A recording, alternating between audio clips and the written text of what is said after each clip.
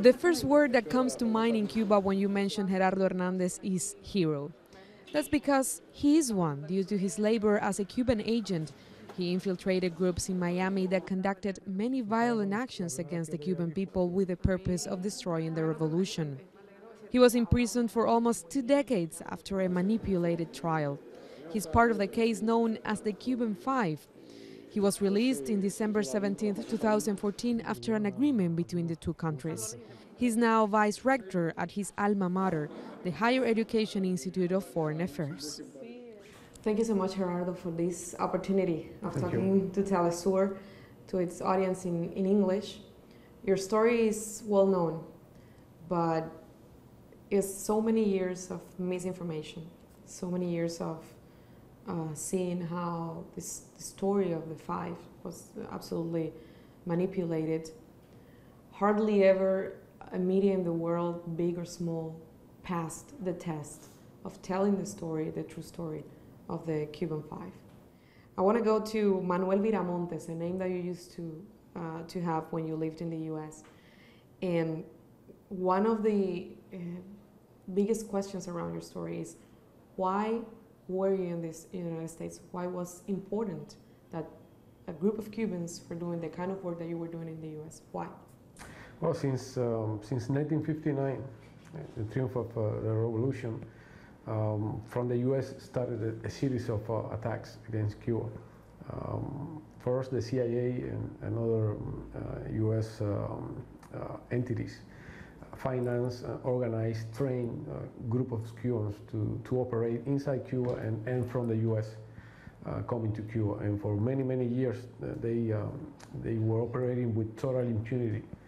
For example, they used to come in boats and shoot in the coast to towns, hotels, etc. And the impunity was such that they went back to the U.S., organized a press conference and recognized, we just did this and this and this. And when somebody asked, well, wait a minute, was that violating the Neutrality Act of the U.S.? And they said, no, no, no.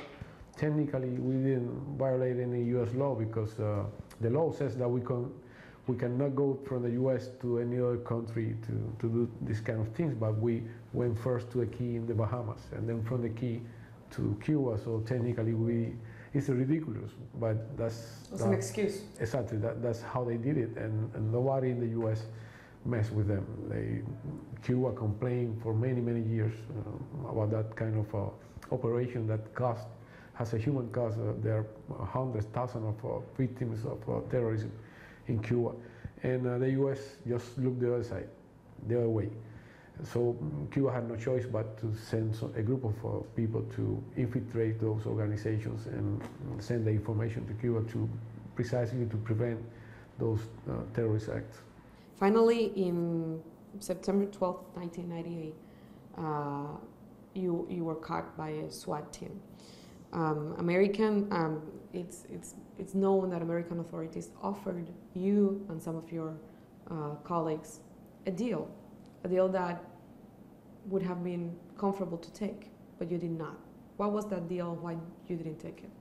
Basically, they wanted us to cooperate with them. And could you imagine in those difficult years of the special period that they would be able to sit in front of the cameras, somebody that was an officer of the Cuban intelligence, and to read whatever script they wanted to say, oh yeah, I know that Cuba has chemical weapons ready to use against the U.S., or I know that Cuba is preparing terrorist acts against the U.S., or I know that Cuba is involved in drugs operations, whatever they want us to say. That's what they want, to organize a show against Cuba. And because none of the five cooperated with their plans, that's why we were thrown in solitary confinement, etc. But I believe that the official plan for them was to use us in a show, mediatic show against Cuba. How to spend 16 years in a prison surrounded by let's say, a very hostile environment. What was the biggest motivation you had to stay there, knowing that you could find a way to go out, although that would have meant to violate your own principles and what you believed in? How to deal with that kind of pressure for so much time? You know, some people believe that because we were political prisoners, we were set aside or had special considerations. None of that. We share even the cells with all kinds of criminals, killers, drug dealers, etc. And it was difficult, but because we were not trained for that, right? Nobody is trained to be caught, to see, exactly, and to see somebody getting killed. I remember when all the prisoners realized that I had been in Africa in a war. They were, have you been in a war? And I say, yeah, I was in a war, but I didn't see nobody getting killed. And here in prison, I see many people getting killed in front of me. That is very, very difficult.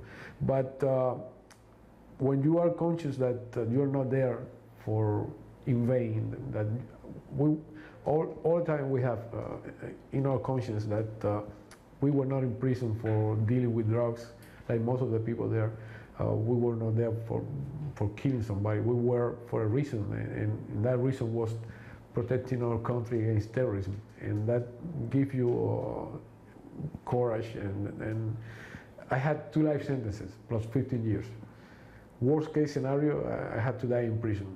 But then you realize, you say, well, I'm not going to be the first person in the history of Cuba that gives his life for something they believe in. And once you do that reason, it's easier to resist, because I say, all right, worst case scenario, if I die here, I'm not going to be the first one to do it. Or if I have to spend, I don't know, 30 years of my life in prison, again, we have always the example of Nelson Mandela, for example. It's something that he believed in that cost so many years of his life in prison. We're not going to be the first, so we can do it. But always, all the time, you have to remember, you have to remind yourself that you were not in prison for a real crime. You just were for your ideas. When you knew that you were going to get released, what was the first thing that you thought? You mentioned international solidarity, and it was very important, because some people said, oh, at the end you were released because of an agreement. And that's true, but there wouldn't be any agreement if it weren't for so many years and so many efforts of people around the world and in Cuba that didn't rest to free us. When I finally realized that I would be setting free, I thought of my family in the first place. Many members of my family that I don't even knew. I was very happy to have the opportunity to come back to our country, the country that we have left almost 20 years ago. And it's even hard to explain how many feelings crossed my mind at that moment. Probably one of the first would have been Gema, the fact that your wife was pregnant through a very secret procedure. No one knew that she was, and you had your first child a month after you were released. Tell me, how was that possible? It looks like a movie script, but it's not. It's the real. When I came back after 16 years in prison, and for more than 12 years they didn't let me see my wife. However, when I came back, my wife was pregnant, and 20 days after our release, we had our little child, Gema.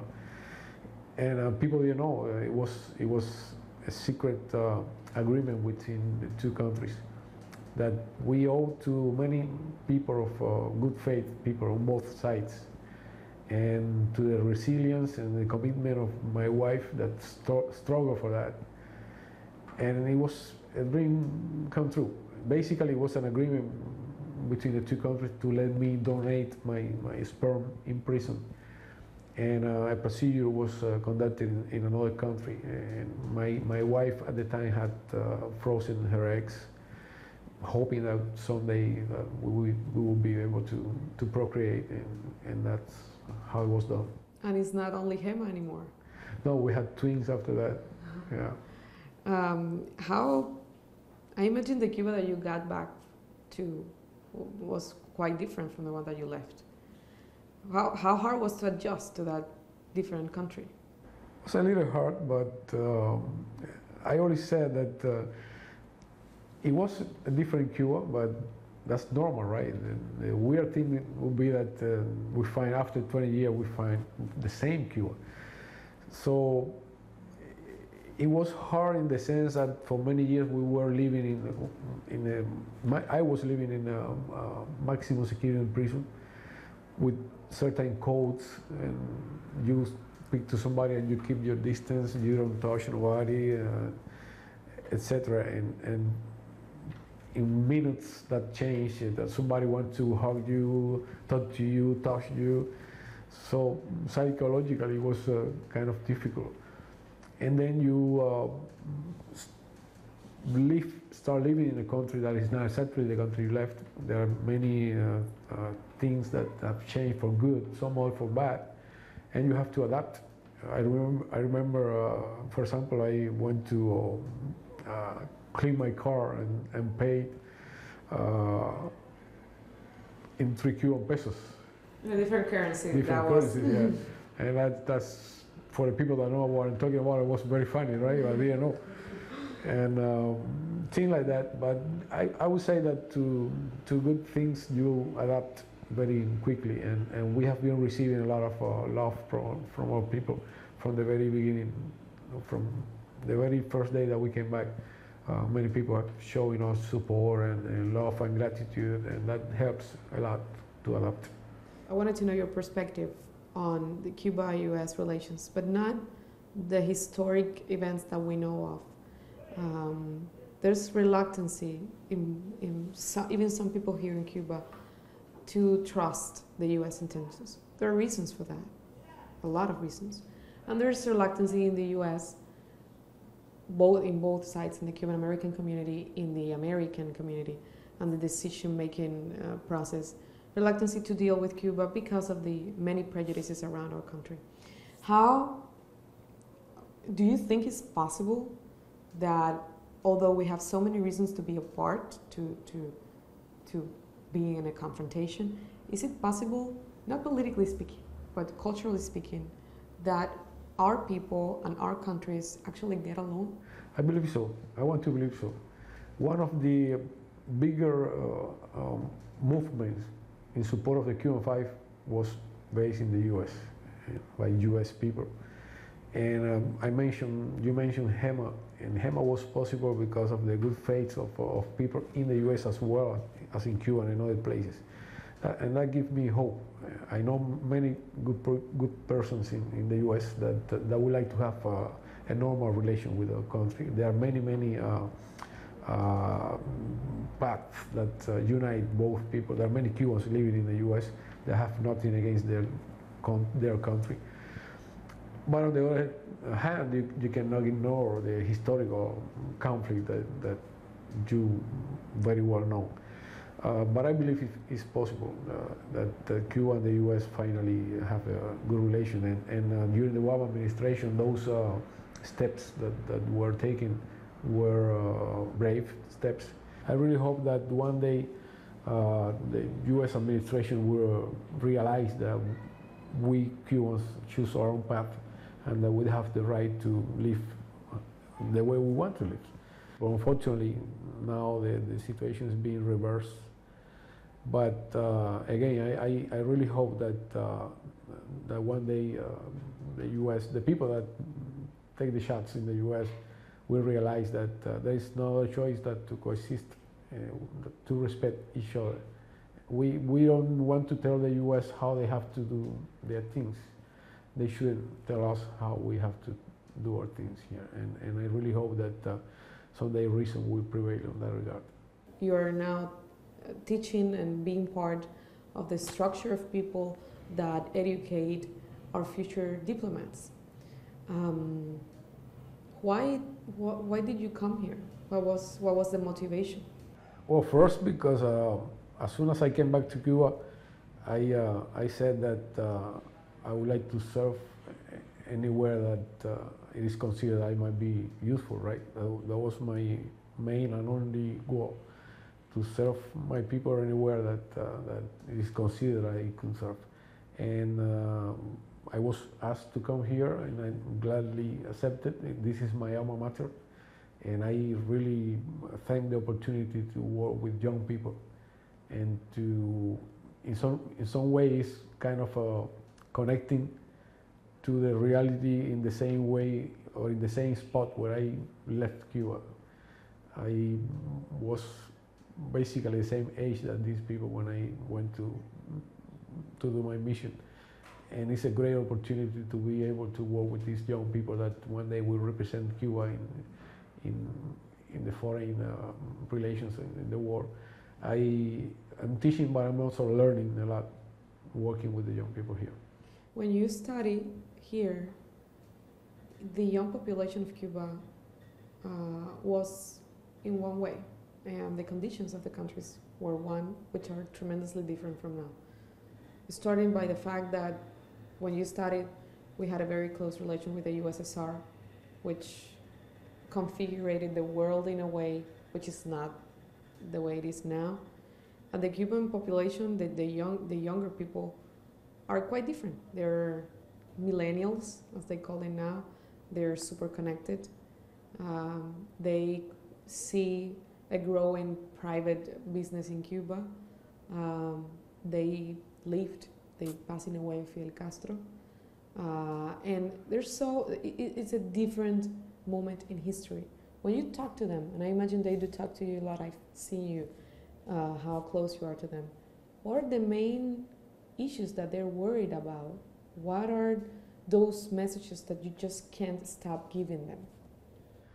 They are different, they have different codes, but they have to be different. They live in a different Cuba, they live in a different world. And at the same time, there are many points that are the same that in my times, right? That in my years. They have the same worries that I used to have about their country, about the war they live in.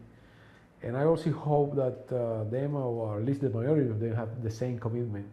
And I can tell you, I have had the opportunity to live with them some key moments in these times, like for example when Fidel passed away, and looking at their reactions, having been able to live so close with them, such an important moment, it gives me hope.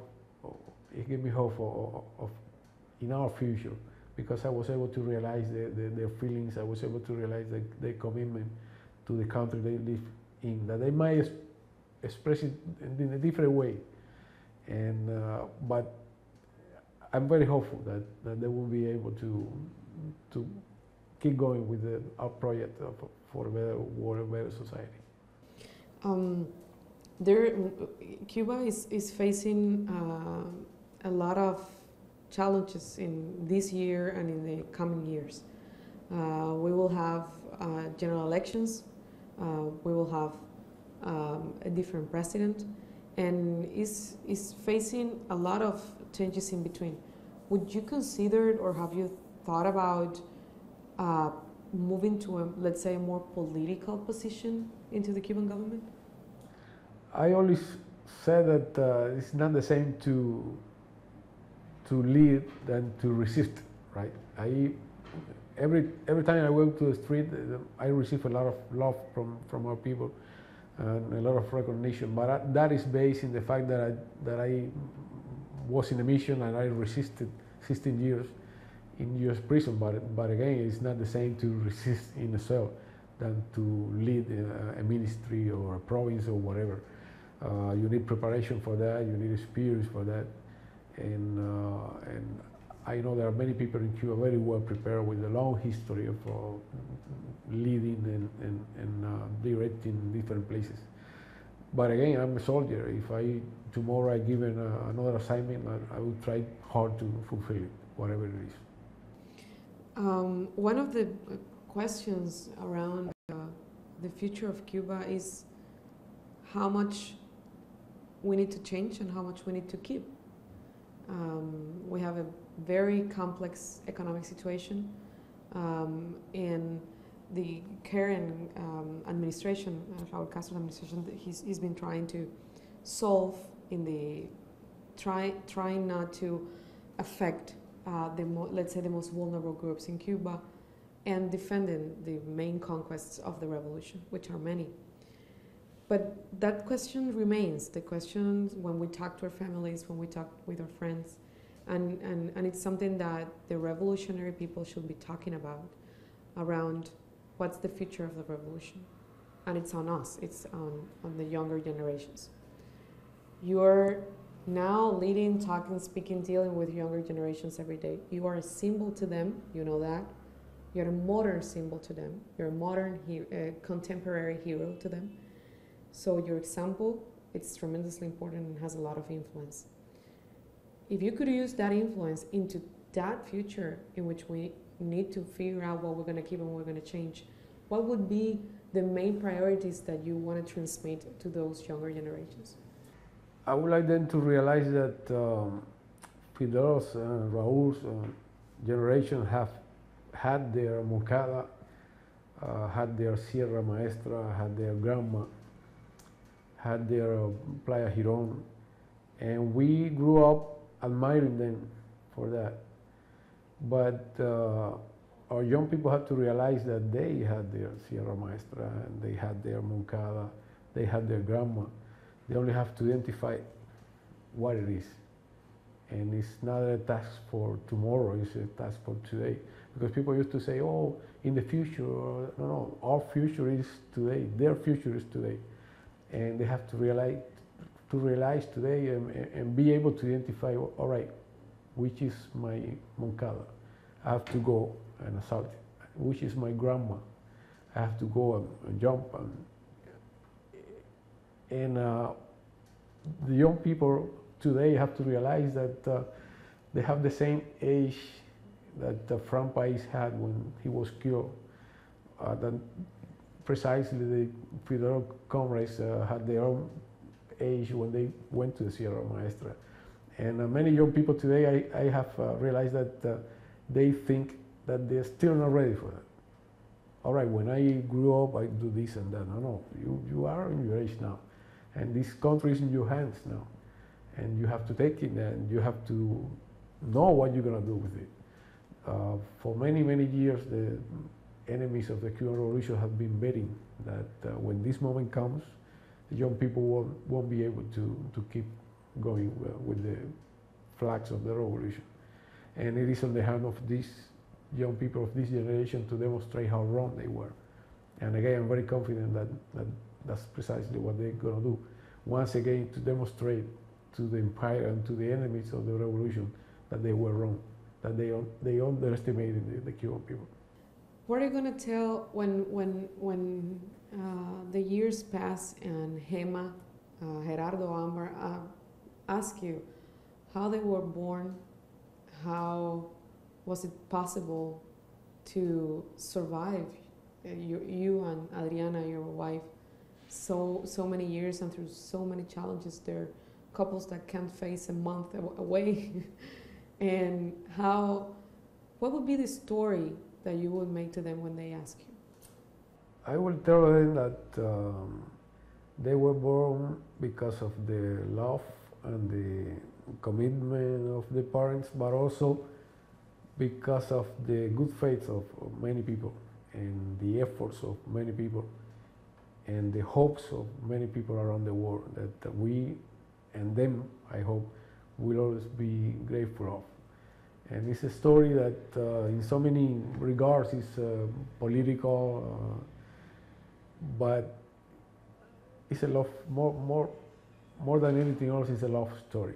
And not only love between two persons, but love for this war, love for a cause, the love of many people for a better world, many people around the world, even in the US, that hope that one day we all gonna live in the better world and do the best, give the best effort to fulfill that goal. What are your hobbies? What do you do?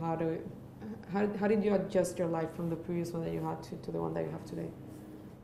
The thing I like most in a day is to wake up and spend time with my kids, my family, and with my animals and plants. I love nature, and I have so many plants and chickens and hens and dogs. That thing, there's no place that I enjoy most that my backyard, with my kids joining me there and joining me in watering the plants or feeding the animals. That's my dream day. Thank you so much, Gerardo, for this opportunity. Thank you very much.